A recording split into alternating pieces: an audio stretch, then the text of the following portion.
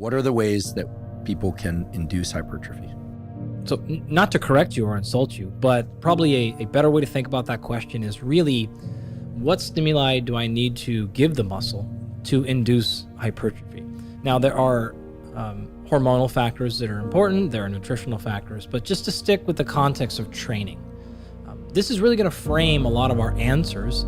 And as you'll see, it's one of the reasons why I call hypertrophy training kind of idiot-proof in terms of programming. Now, the work is hard, difficult, and all that, but the precision needed is a lot less than what we saw in power and strength.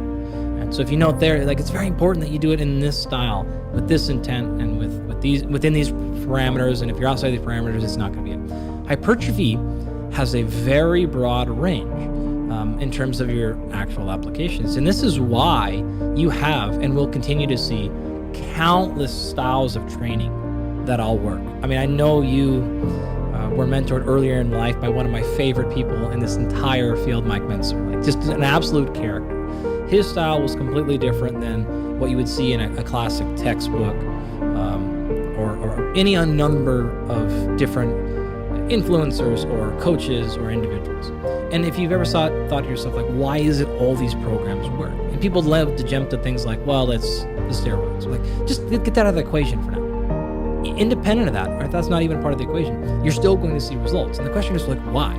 Well, that's because what's driving changes in strength and power are the adaptations of specificity. What's driving changes in hypertrophy is much more well-rounded. And so you have options to get there. Remember, you're training a movement, and now you're training a response in a muscle that causes growth. That's very, very different.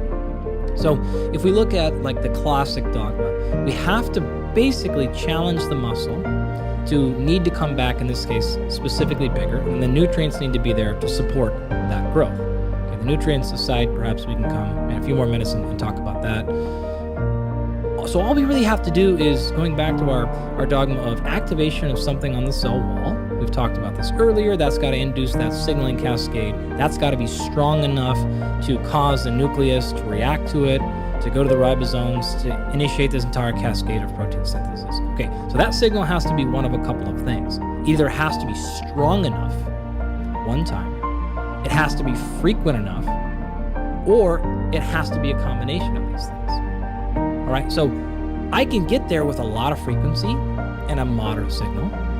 I can get there with very low frequency and a large signal, like more akin to what you did with Mike back in the day, I'm sure. And still train that way. Still train each that way, muscle right? group mainly once a week directly and once a week indirectly. So all you have to do there to not fail is to make sure the training is hard enough, and it's going to work.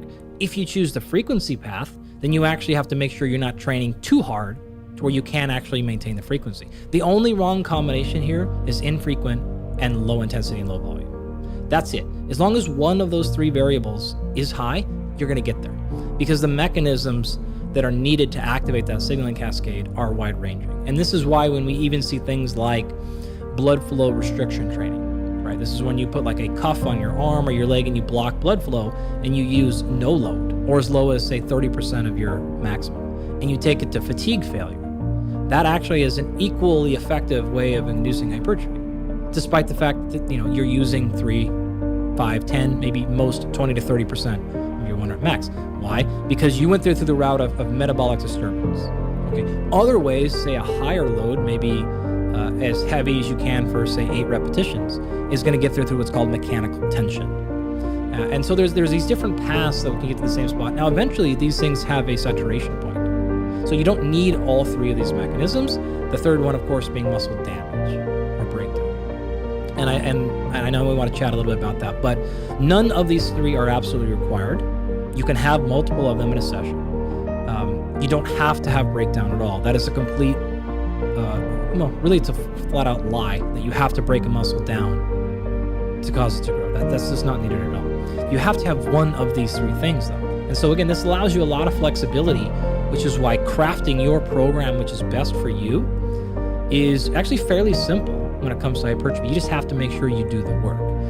And you want to make sure you have a few standards in place with the exercise choice and some other things that will we'll hit in just a second. But that's really the fundamental way of getting to it. Making sure either that signal is loud enough or frequent enough to give the nuclei a convincing enough reason to spend the resources.